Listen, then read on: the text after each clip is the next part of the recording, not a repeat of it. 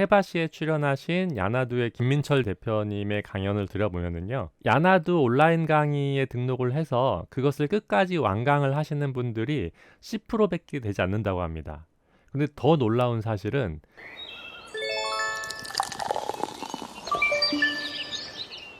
안녕하세요, 우주보스입니다. 짜장면 먹을까? 짬뽕 먹을까? 아마 중국집에서 주문을 할 때 한 번쯤은 고민해 보신 적 있으실 겁니다. 얼마나 많은 사람들이 이 문제로 고민을 했으면 오죽하면 짬짜면이 나왔겠습니까?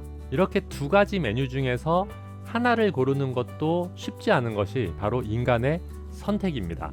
점심 메뉴 두 개들 중에서 하나를 고르는 것도 이렇게 어려운데, 쓰나미처럼 매일매일 쏟아지는 정보들을 접하다 보면 결정장애에 빠지는 것이 결코 우리들만의 잘못은 아니라는 생각도 듭니다.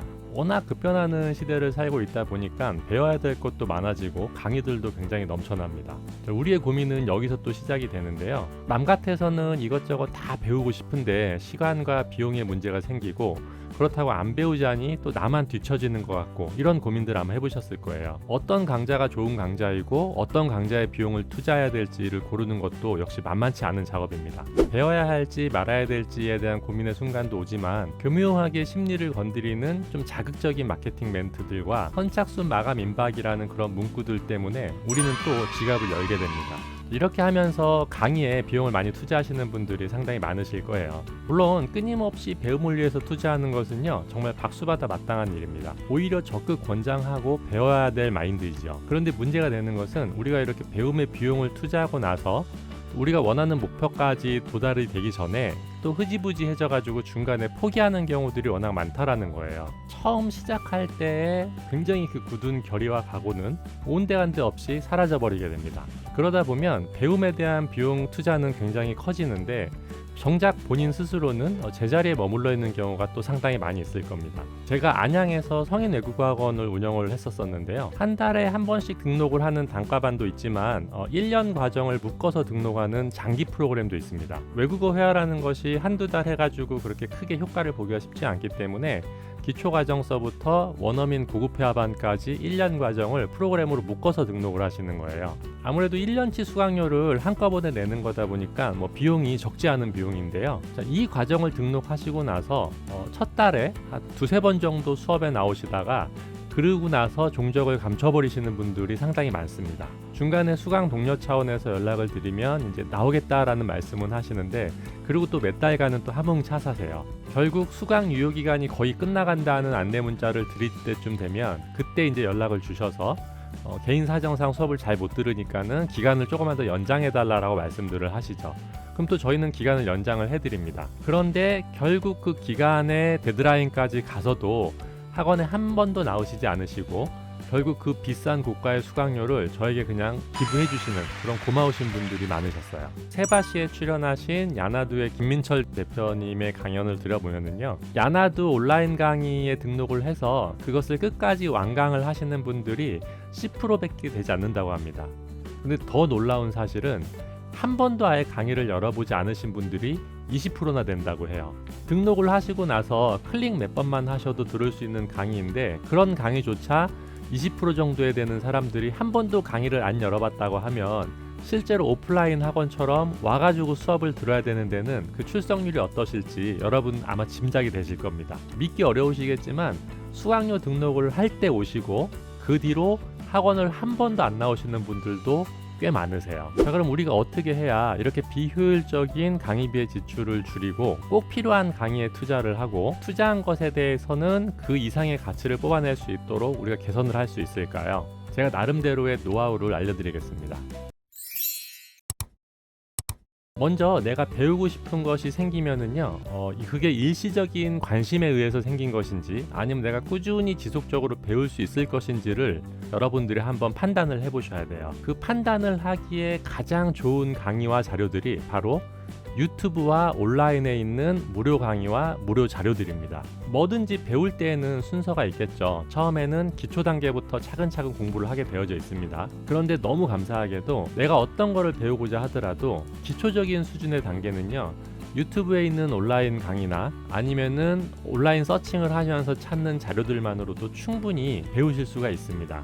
깊이 있는 수준까지는 아니어도 뭐든지 처음 시작을 했을 때 배워야 되는 기초 단계 수준은 충분히 마스터를 하실 수가 있어요. 예를 한번 들어볼게요. 내가 만약 코딩을 배우고 싶다 하신다면요, 유튜브에 코딩 입문, 코딩 기초 이렇게 한번 검색을 해보세요. 그러면은 입문과 기초에 필요한 그런 강의들이 굉장히 많이 나올 겁니다.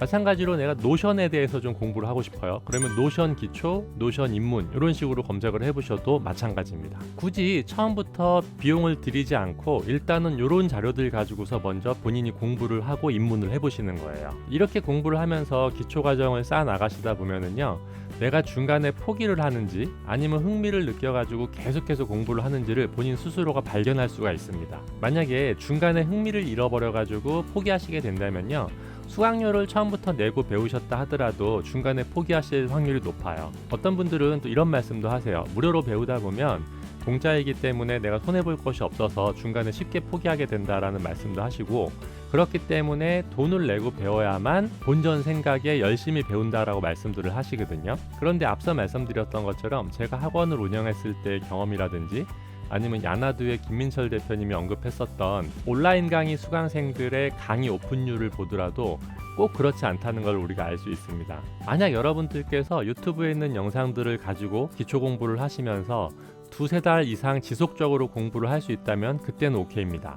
그렇게 기초 지식을 쌓으시다가 여러분들께서 스스로 조금 더 높은 지식에 대한 어떤 목마름이 느껴지실 때, 그때 여러분들이 그 분야의 전문가나 고수분들을 찾아서 비용을 지불하시고 그때 유료 강의를 들으시면 됩니다. 스스로에 대한 갈증을 해결하기 위해서 비용을 내고 그 수업을 듣는 거기 때문에 학습 효과도 더 커지고요.